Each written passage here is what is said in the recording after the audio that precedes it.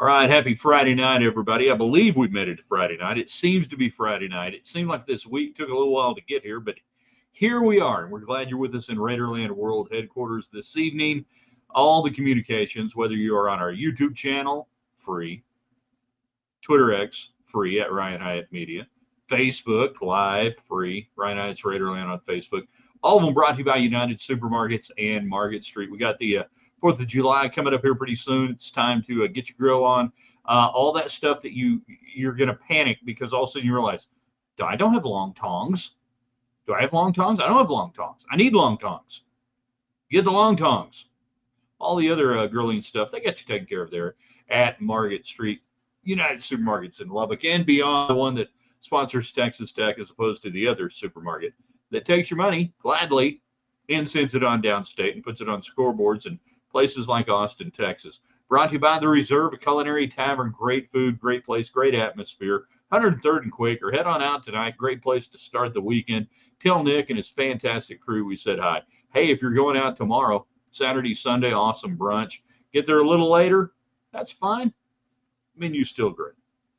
And by Lifts West Hotel Condominium in Red River, New Mexico, one of our homes away from home when we go to the mountains. The mountains are calling. However, if you're trying to get in for July 4th and dicey right now, give Billy Hurst a call. Tell him we sent you. But you're probably, something might be open.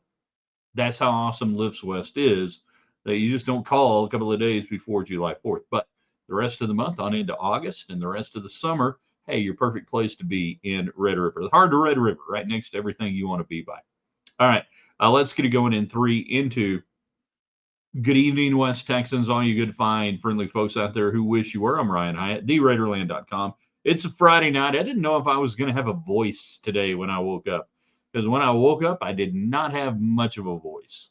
And here we are. We got half a decent voice, so we're going to hang out as long as we can tonight with you. On Fridays, first question of the day, every week, what's the most Texan thing you did this week? How Texan were you? Was it really big? Was it really small? It doesn't matter. Just how Texan were you? After that, news of the day. Now, we're talking baseball this time of year. We're going around the infield right now, third to first. Today it's shortstops. Your all-time favorite shortstops, Major League Baseball. Hi there, Cal Ripken Jr., F. Scott Fitzgerald from the old Williams and Hyatt show, and his own show. So it's got to be Cal Jr., right? Rangers, greatest Rangers shortstop all time. You have two interesting choices, depending on how old you are, but two interesting choices on that. And then the Astros, man, I was looking at the Astros all-time shortstops. I'm sorry, Astro fans, you hadn't had a lot of great shortstops. I mean, like for a franchise that goes back to the Colt 45s and everything else, Astro fans, you don't have a lot to choose from. That's the way it goes sometimes. That's the way baseball goes. By the way, we wish Ron Washington a quick recuperation. He is going to miss time with some health concerns now with the Angels. So that news breaking today. So favorite Major League Baseball, favorite shortstops of all time. I've got my list, my guys growing up, my guys with the Rangers and everything else. And then also today, and you get your thoughts in on this, the Big 12 announced with Big 12 media days coming up and everything else, there will be no Big 12 preseason media poll for college football. That's as it should be. The right decision. We'll explain why. Now, I don't know if any of y'all saw that today or what you were thinking. Like, how can they not have a preseason media poll? How can the Big 12 not have a poll? I'll tell you why here in just a little bit, but I am intrigued to know and see if any of you guys are thinking the way I am, because I'll tell you right now, this is actually a very good, smart move by the league. And then finally, it's Cotton Fest weekend. How do I know this? My son has 17 pairs of highly starched, unbelievably starched jeans ready to go. He could make more costume and wardrobe changes this weekend at Cotton Fest than Reba McEntire on a Friday night show at the Lubbock Municipal Coliseum in 1992. He's ready. I ask you this, because this is, for those who don't know outside the Lubbock area, Cotton Fest is a huge concert that goes on at Cook's Garage over there off I-27, or the old Tohoka Highway. Anyhow, they'll get about 10, 12,000 people out there. It's massive. It's one of the biggest things that occurs now. It is it's the closest thing we've seen to the old Tornado Jam in 40 years with this show, with this indoor concert show. William Clark Green, she does like the Beatles, and I do like the Stones. Is kind of the host, the master of ceremonies, whatever you might call it, the founder of the feast. Who are your favorite bands and or singers when you were college age? Like my son, who we'll see him again on Sunday. We won't see him today. He'll work tomorrow. We won't see him tomorrow. We'll see him on Sunday. Your favorite bands or performers when you were 18 to 22, from the standpoint that if you were putting together a music festival in Lubbock, Texas, who would that have been? Who would that have been out there? Would have been a Joe Ely, Robert Earl Keen? It doesn't have to be Texas country, by the way. It doesn't have to be country. It can be rock. That's fine. You can have a rock show. Who? Stevie Ray Vaughan? What would Cotton Fest have looked like if you were planning it when you were 18 to 22 years old? Get on the United Supermarkets chat line. We're glad you're out there tonight. We had a blast last night. If you didn't see the show, go back and watch it. Shihan Jayaraja, CBS Sports, writing one of the greatest pieces on West Texas I've ever seen. The football, the NIL, was ancillary. It was an afterthought to really what was just one of the greatest pieces about why West Texas is amazing. You couldn't have, I don't know that you could have hey, Chat GP or whatever it is. Hey, Grok, write the most amazing story about why West Texas is cool. What would it have been? James giving us thumbs up tonight. Let's get you going on the United Supermarkets chat line. We've given you all the parameters. We've given you everything. What do you got tonight? Brett Yormark will be the first 64-team commissioner. If they told me that tomorrow, it wouldn't shock me. I think it would be good for everybody involved. And we're going to need one when we go to 64 teams. So it might as well be Brett Yormark. Alan is on our Facebook. No, that's YouTube. I don't know. Logos. Most Texan thing I did this week was continuing to bully Senator Mike Lee online, obviously about trying to sell off public lands, which, hey, in the right instances, I'm a huge believer in private ownership of certain areas, but we ain't making no more land. And a lot of the stuff they want to sell off, I'm against them selling that stuff off right now. All right? You sell land because, are we broke? Are we trying to sell land to make money? And here's something funny, Alan, and you can Google this because you're really good with the computer stuff. All right? And when I heard about this, it reminded me of a movie that John Ritter was in the late 70s. Might have been 1980, but I think it was the late 70s. And the movie was called, if I remember correctly, Americathon. So stay with me here. The President of the United States, John Ritter, from Three's Company, that guy, that's who we're talking about. Jack Tripper is the President of the United States. And because Jimmy Carter is the president, we're broke. So they have a telethon to raise money for the United States, and they're auctioning off states. They're auctioning off North Dakota. And Ritter had the great line, "I'm your president, and I love you." And I swear to God, Bill Clinton ran on that movie some 13 years later in 1993. Look it up, Americathon. When I first heard about the Mike Lee stuff, I'm like, what are we doing? Are we broke? That's when you have to sell off stuff, JC says Boston. I'm assuming that means in 1976 or 1977, if you were creating a music festival, Boston would be the headliners. Come on and take a free ride, baby.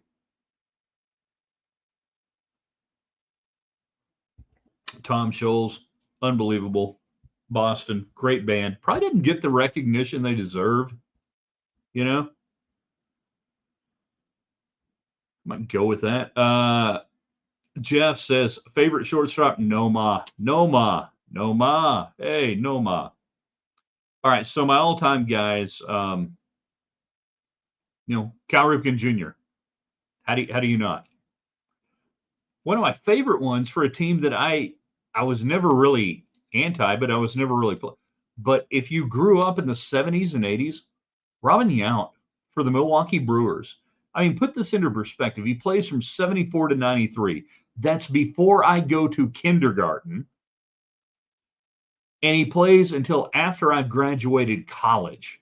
That the entire time I go to school, Robin Yount is playing shortstop, center field, but shortstop originally. He broke into the big leagues as a 17-year-old, big lanky guy there for the Brewers. Played on the what was the Brewers team, World Series team, 81. But you had to love. I mean, Robin Yount made me want to get the Milwaukee Brewers hat, tricolor with the great glove MB logo. You know, I knew he would come through. Americathon is available to rent on Amazon for $3.99. Of course it is for $3.99. Why would it be free? They were trying to make money selling off America. Tell me the truth, Alan, too, and anybody else out there. How many of you had ever heard of or were aware of the movie called Americathon? Alan goes Ripken or Jeter. Yeah, captain. Not a Yankees fan. Yeah, Jeter. I can give it up for Jeter and Noma, but not my team. So probably not going to do that. I would also go Ozzie Smith. If you were a child of the 70s or 80s, Ozzie Smith, the Wizard of Oz, as good as it gets. And there we go. Jeter and the Wizard are two of the best shortstops. Alan, not aware of Americathon until 3 minutes ago. I'm here to help. And rightfully so, Jeff coming in for Rangers all-time shortstops. Toby Harrah in the 70s. Decent teams, not great teams, decent teams. Everything else, but decent teams. But Toby Harrah, just from the mustache, facial hair, him, Buddy Bell, everything else, got to give it up for Toby Harrah. He was my guy in the 70s for the Rangers. Yeah, there you go. Ozzie Smith and Americathon, no clue. You guys got to watch it. It's really actually a crappy movie, but it's pretty good. So, like one of the coolest things I ever saw in 1993, I'm doing the radio play-by-play for the Texas High School Coaches Association All-Star Game in baseball at the Astrodome. And we get there early to do the game. We got there like at 10 o'clock in the morning. I think the high school All-Star Game was at noon. The Astros are playing the Cardinals that night at 7. So we just hang around because, hey, we got nowhere to go. And we got free run of the place. We got credentials. We got everything. We can go anywhere we want. So, yeah, they begin filtering in for early BP and different things.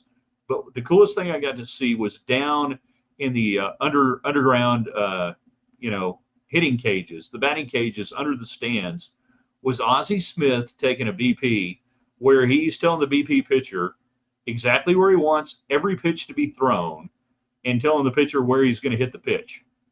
Want low and away, I'm going to take it away. I want it low and away, middle, I'm going to pull it up the middle. I want low and away, but I want it a little high. I'm going to try to pull it to right. Boom, boom, boom, boom.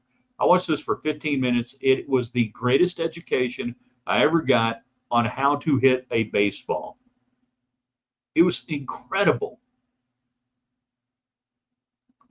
He did at the end of it, a lot of guys do this at the beginning. He did his bunting drill, talking about Ozzie Smith, at the end of the hitting thing, or at least he did it in the cage that day. And, he wanted about 6 or 7 pitches, different places, and just called each one, said, drag it, shove it, push it left, push it right, dribble down, third base line. Unbelievable. I've been fortunate to see a lot of cool things. That watching Ozzie Smith take individual BP in a hitting cage at the Astrodome 1993. By the way, Darryl Kyle goes out that night, and I believe he shuts them out 3-0 or maybe 3-1, but I think it was 3-0 that Darryl Kyle has a huge strikeout night early on in his Astros career. Robert, the most Texan thing I've done is watch the Yankees all week. I reject that as a most Texan thing. That will not count. Favorite singer in college still Dan Fogelberg. Really? Or Don? Dan or Don? I just now Don. It's Don 1970 strikes again. Concert year: Sleep at the Wheel, ZZ Top, Kid Rock, and George Strait. So what we're saying is here, when you were 18 to 22 years old, like my son, when you were college age, and you would have had a Cotton Fest going on like we have this weekend, who are the bands or singers that you would have had when you were 18 to 22? Who would have been the must-have, got to be there bands? And it can be regional if you want to. I hate to call Cotton Fest regional. I think it's better than that, but you guys get the idea. So you get on the United Supermarkets chat line. We got you till 7 o'clock or otherwise. Brought to you by the Reserve, a culinary tavern in Lubbock, Texas, USA. 103rd and Quaker. Great brunch Saturday and Sunday. Get the hangover plate if you're going in for brunch, even if you're not hungover. What it is, it's tater tots, chili cheese, and all sorts of good stuff. All right. If you've never been and you're starting off on appetizers, get the onion rings. You can thank me later. All right. And then all the, from beef stroganoff to homemade meatballs, whatever. The Reserve, they're on 103rd and Quaker. Good stuff. Spam folder, which, by the way, I don't know who's got this thing going here. Great name. Beautiful name. Some say maybe the greatest name on our YouTube feed, where we need about another 15 people to subscribe tonight. If you liked our interview last night, if you enjoyed that show, that'd be a great way to say thank you by signing up. Most Texan thing this week: ate barbecue and listened to Pat Green while doing it. Which Pat Green era, which Pat Green songs? Nick's the Kid, add the Gat Band. Okay, we can get behind that. Robert, I remember the band Boston. As a Yankees fan, I can't believe that Robert would even admit that there's a band called Boston. And to my knowledge, there's not a band called New York. Interesting, to say the least.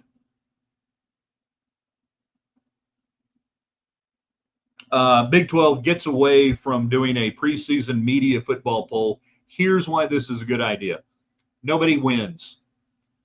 The poll last year made the league look bad because, and this happens a lot, the polls were wrong. But what that does is reinforce in the eyes and the ears and the psyche of some voters, AP poll and otherwise, or people on committees or people doing different things, that, wow, the Big 12 can't be very good because, well, this team sucked and they're only leading the league.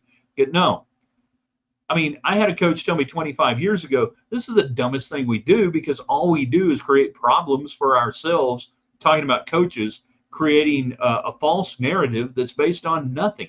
And anymore, with the transfer portal and so much movement and everything, we have no idea how good Tech's going to be. We think they're going to be good. We think that defensive line is good. We think the offensive line is better. We think Arizona State's good. Hey, we're pretty sure Kansas State's good. You have no freaking idea anymore. Go back and look at the baseball poll. That any conference would do any sort of sanctioned, hey, these are the good teams, these are the bad teams, these are the middle, is stupid now. Again, another big win by Brett Yormark, who figured out a way to make money paying players money with the PayPal deal. Jeff, caught the interview on replay, had to go see Buddy Guy. No, you got to go see Buddy Guy. Oh, that's cool, man. Fantastic job. Shehan was great. Thank you for the kind words, but it was really him. Hey, I just asked the questions. Chris, Exhibit A, Arizona State last year. Exhibit A, Utah last year. Exhibit A. every poll you've seen. They're dumb, and we all rail against polls coming out too early. And then when the Big 12 gets rid of polls, there are people saying, "Well, what's the Big 12 afraid of? What are they doing? Why don't they have a preseason poll? Well, they don't like the media." No, they're smart. Don't involve the media in anything. For the most part, the people in the media are dumb, stupid, straight-running dumbasses. Hi there. Guilty as charged. I like Texas. Pat Green. Early Pat Green.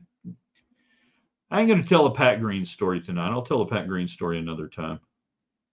Robert, if I remember correctly, Gary Sheffield was the reason that Yount moved to center field. I have to look up the years on that. Yeah, I've slept a little bit. Chris, preseason polls are just for sports radio shows to have something to talk about. All right, so you're so not wrong, and here's why. Hold on to that thought for a moment, everybody.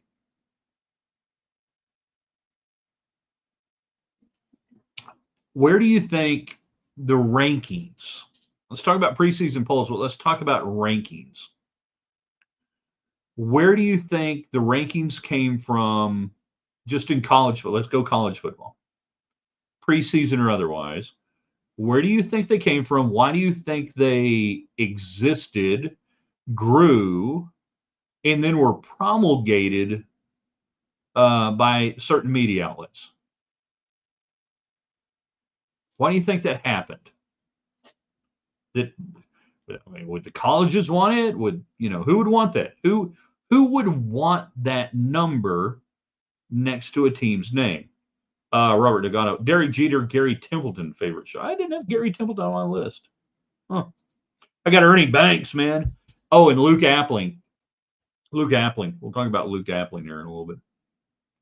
Why do you think rankings came about, existed, and then thrived and grew in the 80s, 90s into what we have now? Any love for Alan Trammell? Only if you've got love for Sweet Lou Whitaker and the Detroit Tigers, of Gibson and Jack Morris and that era, and Sparky Anderson. Alan Trammell. Okay, so I'm listening to an old radio broadcast from the late 70s a few weeks ago, and it shocked me. Lou Whitaker's a rookie, and Trammell's already up. And I'm like thinking, these guys are like 80s stalwarts. I do not remember as a kid them being up with the Tigers in the 70s. They were. But you can't have Trammell without Whitaker. You can't have Whitaker without Trammell. They're one guy. Tinkers, Devers to chance that if we talk about the greatest shortstop, second baseman combinations of my lifetime or the last 50 years or whatever you want to do, give me anything better than Sweet Lou and Alan Trammell. Follow the money, you're correct.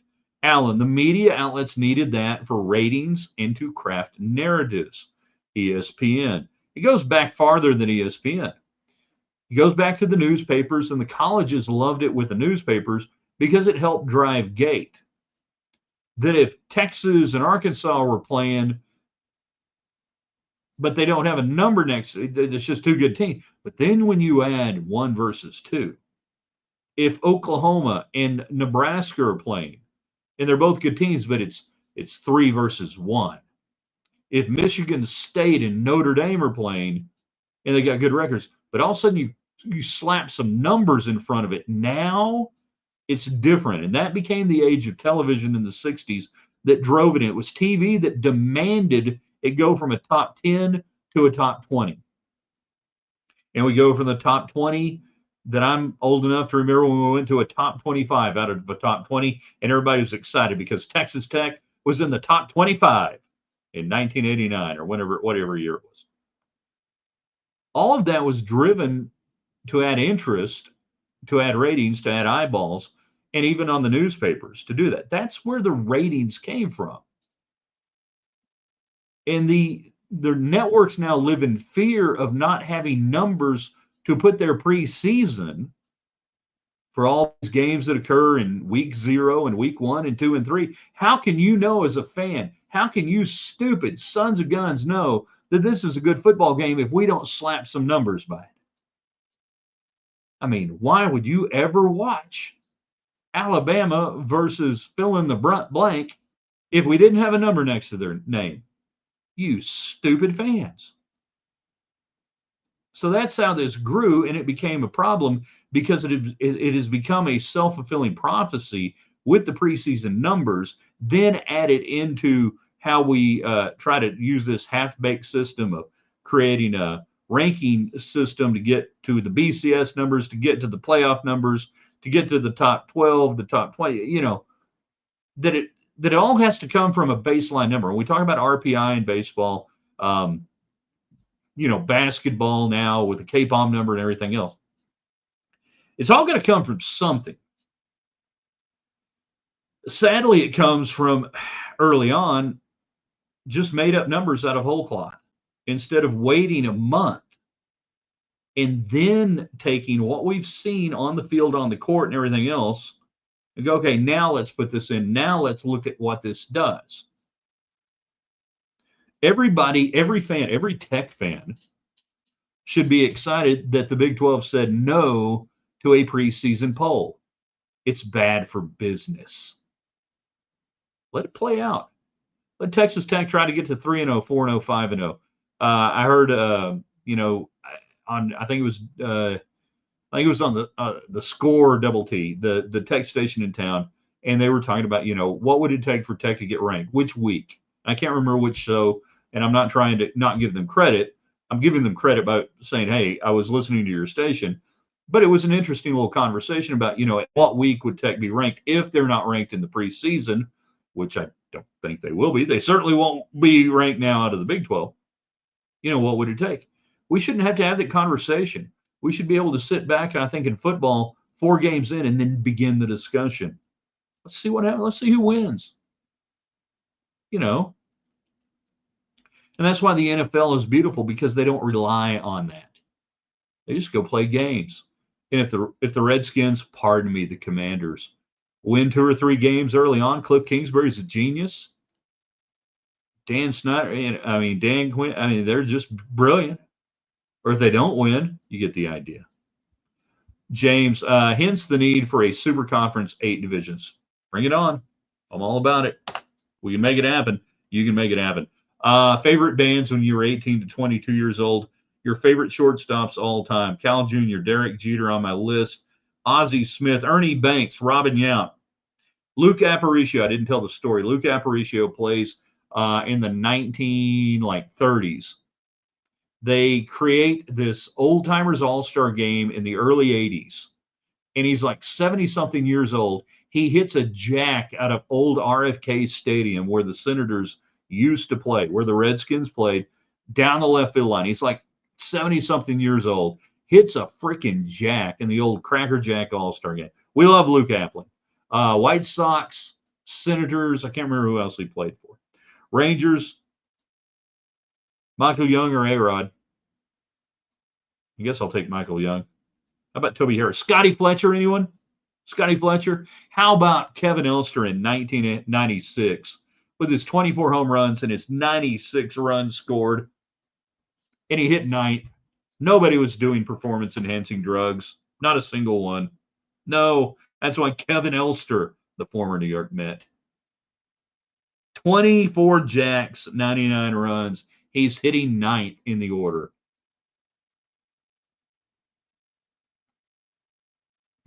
Goodness gracious. Dickie Thon for the Astros, all right? Carlos Correa really is the hand-down. Astros, there's nobody else better. Dickie Thon, maybe Adam Everett if you want to. Craig Reynolds if you want to go back farther than that. Bert Cavanaris getting a nod. All right, you guys are the best. Real quick, any questions, comments, thoughts, or otherwise? If not, we've had a great time with you this week. If you missed our interview yesterday with Shehan Jayaraja from CBS Sports, CBS.com, his great piece about Texas Tech, it's linked on the website, theraiderland.com. It's on our Twitter feed and everything else. Check it out. Had a blast. We're going to have him back on not fairly soon. The man has done 79,000 interviews. He's been blown away by the response you guys have had to his article, and that's great. And it also sends a great message to media. Hey, if you come out to Texas Tech in Lubbock and you write a fair piece, just a fair piece, and you look at it with honest eyes, look what happens. The internet exploded over the last 48 hours on this piece. There's viral, and then there's ultra viral, and then there's, oh, I shouldn't have stopped at Wiener Schnitzel, but I did. Nothing against Wiener Schnitzel. In fact, I may have chili cheese dogs tonight. Hadn't ruled it out yet. But if you didn't hear my interview, and it's not me, okay, it's Shahan. If you didn't hear it, please listen to it, because it is a great appraisal of where Lubbock, Texas, and West Texas is today versus how so many people around the state, even tech people, sadly to say, but around the state, around the region, around the country, view West Texas. And he came in and he blew that up. Absolutely blew it up. And he got out of town with some Evie Mae's barbecue, ate it with his hands on the drive back to the Metroplex. Man didn't even have napkins or anything else. We're going to work on that. Here, pro tip, West Texas pro tip, keep a paper towel, I mean like a roll of paper towels in your truck at all times. You never know. Windex, spray away, that's handy as well. But the paper towels, the roll of paper towels, trust me, you're going to be glad you did it. You guys are the best. If you want to do something for me, support all of our great sponsors like United Supermarkets, like The Reserve, a culinary tavern, like Lifts West in Red River, New Mexico. But then subscribe to all of our beautiful, some say the beautiful, most beautiful platforms of all time. Ryan Heights Raiderland on YouTube, so close to 500. We hit that. It takes us to a new algorithm, which will really be huge for what we're doing and I hope you guys like what we're doing. And then on Facebook, Ryan Heights Raiderland, same thing. And Twitter X at Ryan Hyatt Media. Share it, blow it up, get it out there. We'll have our Saturday column tomorrow afternoon. Sunday morning, we'll have 5 things we know on a Sunday. Everybody have a great Friday night. Do what you got to do. All right? See you soon at theraiderland.com.